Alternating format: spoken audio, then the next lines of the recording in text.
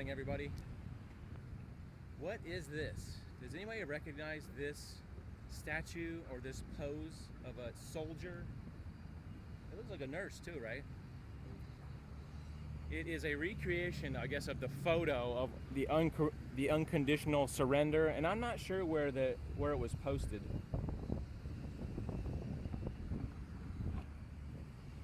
It was a photo taken in 1945, of August 14, 1945. They were celebrating in Times Square in New York City, where the United States sailor and a nurse embraced amid the multitude of joy makers when Japan surrendered. I can't get the other side of this shot because of the sun. This thing is about 20 something feet tall, I think. Very large. Very, very tall. It is right on a major thoroughfare right at the bayfront here in Sarasota. There's a decent shot, right? Use that as a screenshot. Some people have not liked this statue. Did I say Nike liked? Some people do not like this statue because it is, I guess, considered non-consensual. I don't know. I don't have any thoughts on the matter. I really don't. I don't have any thoughts. I wasn't there. I just thought I'd show you that because I don't think I've ever really talked about it in a vlog. Every time I come by this area, I used to jog out here sometimes. I kind of quit because I guess I don't like this area for some reason. Plus there's all this noise. There's a building right behind it that's under construction. It's always noisy. Can't get any relaxation with their construction noise. A lot of people like to vacation out here. And this is where a lot of tourists come and they can come see the statue. It's funny, the trees are covering it up right now. As tall as that thing is, people are here, except for this exact moment in history, people are here taking pictures all times of the day, at night, in the morning, in the afternoons. People, tourist people, are taking pictures of that. So I sort of surrendered and gave in to the unconditional surrender statue and finally featured it in a vlog. It's a very famous photo. You can look it up. Just type in on your Google search or whatever, wherever you want to search, to unconditional surrender. It's a black and white photo, I think, of that picture. So today I wanted to really talk about the Super Bowl. Yesterday I was feeling pretty sick. During the Super Bowl, it was about the second quarter, I just started eating and I got upset stomach.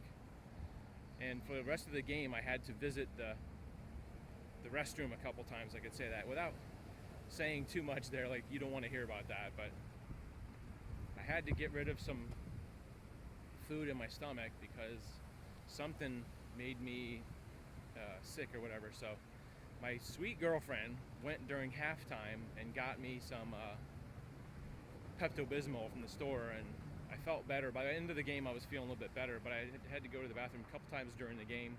Although I'm not a big football fan, neither of us are. Something told us that we should just watch the game anyway, because that's what everybody does on Super Bowl Sunday. So we ended up watching it. I streamed it on my computer because I guess I don't get it on my television for some reason. I don't know why.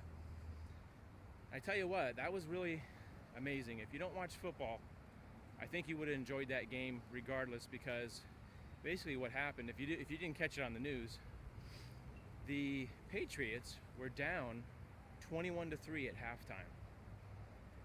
And basically nobody was being optimistic on TV or anywhere that they can come back, because up to that time, I believe they mentioned that the biggest comeback deficit was 10 points. And what was that? That was something like, what's the math on that? 18 points spreading from 3 to 21 or whatever. From 21-3 is about an 18 point down. And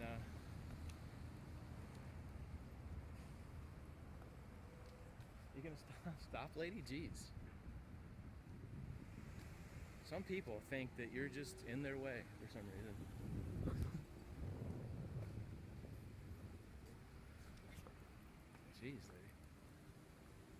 always staring me down over there.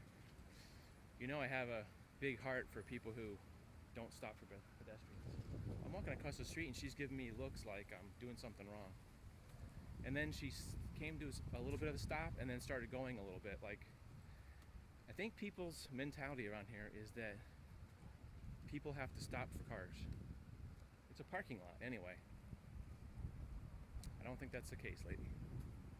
Always seems like I have problems, always in this area. Whenever I'm on the Bayfront, it's Bayshore Drive. Always something's going. If you've ever seen any of the other vlogs where I'm complaining about people not stopping, the one lady slammed on her brakes that one time. It was right in this area, crossing Bayshore Drive. Did I mention? I'm getting off track, but did I mention we're like in the top 10 of pedestrians killed in the last 10 years? I have to look that statistic up one day.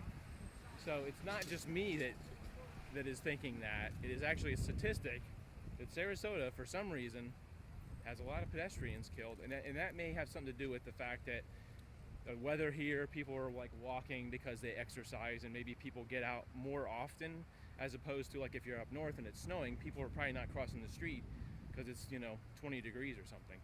That may have something to do with it. I don't know. Sometimes stats aren't all what they're cracked up to be.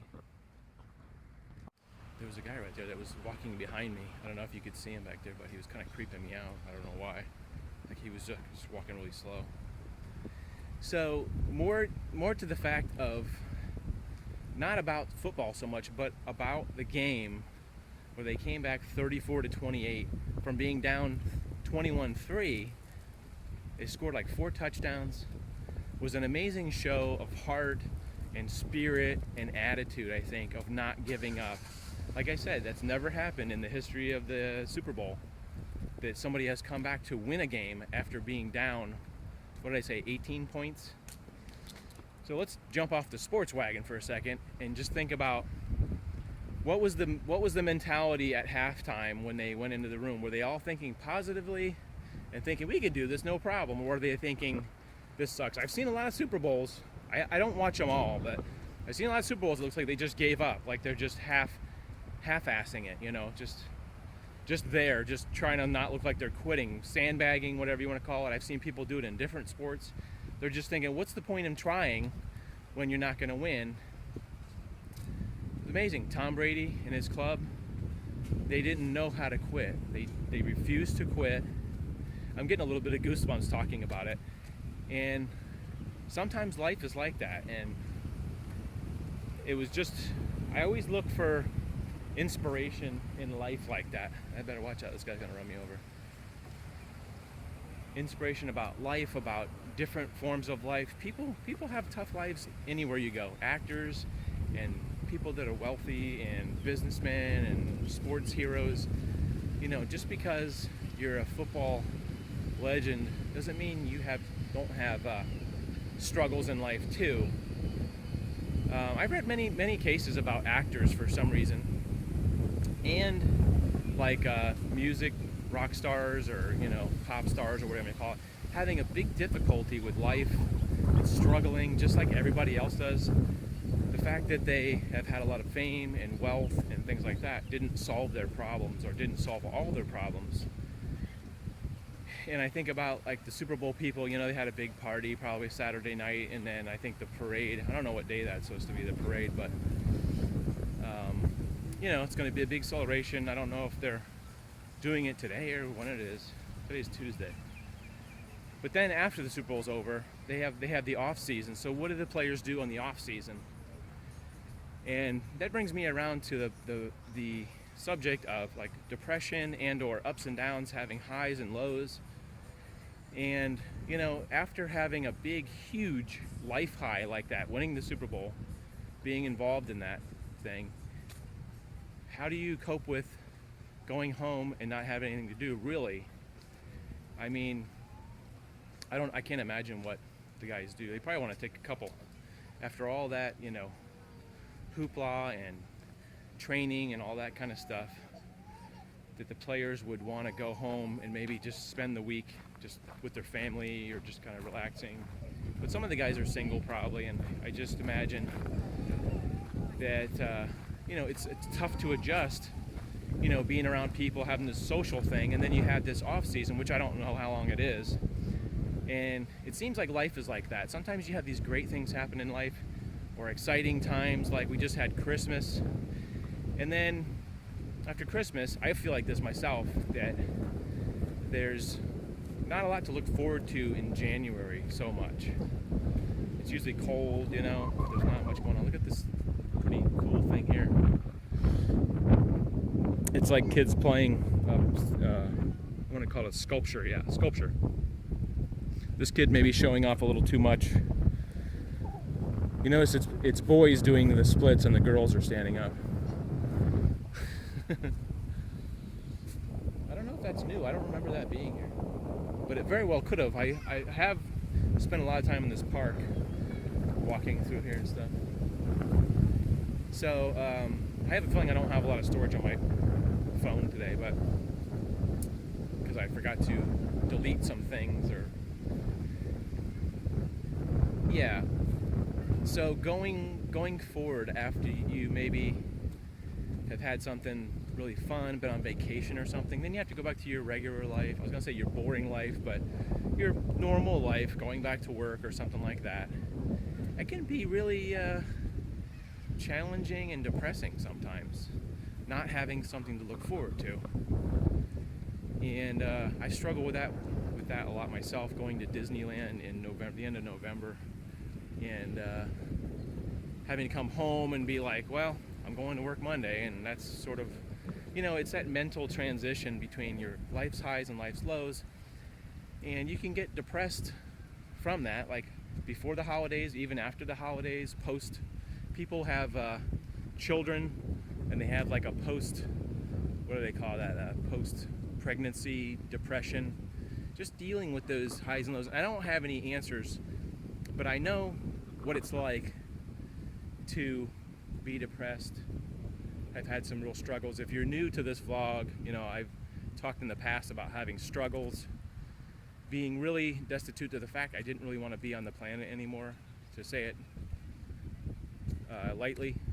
I really wasn't finding much on the earth to live, so I felt like I've been through the ringer that way, maybe several times, with my parents dying, my brother dying, things like that, just transitioning from losing jobs or something like that, or leaving a really good job and then getting a crappy job, a girlfriend breaking up with you. Those life events that aren't fun, the non-fun part of life. So one of the main things is like either recognizing your depression, or recognizing that you're struggling in life and then doing something about it, or acknowledging it and then doing something about it. It's like a 3-step thing. We're realizing that you're not having fun in life, acknowledging it to yourself that this sucks, I'm just not happy, or I'm depressed, or whatever you want to call it, and then somehow finding the courage to do something about it. And I think we've all experienced those lows, as far as like having the blues, or not feeling great, or being in a rut, any of those terms that people use, not feeling so great, kind of bored. A lot of those symptoms, you can go online and look up symptoms of depression. I mean, this internet is so great now about finding stuff like that. And in the news also, Prince William was talking about being acceptable to have mental issues. And when you say mental illness, that immediately people jump to thinking you're crazy or something like that. But I don't think that that's the perception as much anymore, is to say, if you're depressed, you have a mental health issues. It doesn't mean you're mentally unstable or crazy or mentally disturbed. I think that mental word is a big stigma word. So I just encourage you guys, if you're feeling out of it, talk to somebody about it. Express yourself.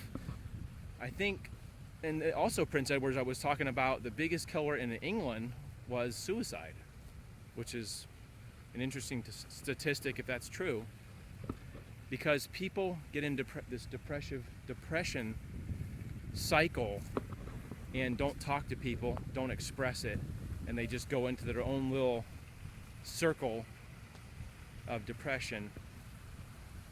and you don't feel like talking, you don't feel like communicating, and you just spiral downward, and you feel so terrible that seems like the only way out of this pain that you're experiencing is suicide, which is terrible. It's the terrible thing about depression is that it isn't like you get depressed and then you feel like talking about it. It's such a sneaky thing, and sometimes you get depressed and you don't realize you're depressed. You just feel like you're just in a rut. And I'm not trying to convince you that you are depressed. I'm just trying to say I've been there, I've felt those feelings, and I've been really in the bottom of the barrel. And I just encourage you guys to talk about it, maybe go to a counselor, see what they think, just find a counselor. Sometimes you can find stuff for as little as $10 a visit, like a charitable organization or something like that. And if it's bad enough, you could actually walk into the hospital and say that I feel so terrible I want to die, and they would help you for free, basically, if it's that bad. So I'm always going to be advocating for getting help and communicating, and I think what Prince Edward is talking, I hope I'm getting his name right. That's Prince Edward. Prince Edward, what did I say before? Prince William? Maybe it's Prince William. Darn it if I didn't get that right. It was just on the news today, though, if you want to look it up somewhere, about Prince William talking about mental health, and it's okay to say that you're overwhelmed. I think that's what his message was. So that was pretty awesome that I was already thinking about doing this message, and I saw that on the news today. Wow, look at all these leaves. It's like a snowstorm of leaves here. Can you see that? Can you see the leaves? Snowstorm of leaves from this big, I think it's an elm tree or something. I don't know what it is. So anyway, I just hope personally that you guys are doing okay. If you're not doing okay, talk to somebody. Reach out for help. It's not a sin to ask for help. It shouldn't be humiliating, because we all need help sometimes in our life. Everybody needs help sometimes. The president needs help. The rich people need help. Famous actors need help. We all just need to somehow ask for it. And or, look up information on the internet, talk to your doctor, get a prescription. Anything is better than nothing, okay? That should be the message. Doing anything is better than doing nothing. I think that sort of says it all. Like I said, my phone storage is low, so I'm gonna have to sign off, but I hope that sort of helped you guys. If you have any questions, please do not hesitate to ask me. Like I said, I've battled depression for probably 20 years, maybe longer, 30 years, I don't know. Maybe since I was a kid. So I have a lot of experience. So anyway, hope you guys are doing good.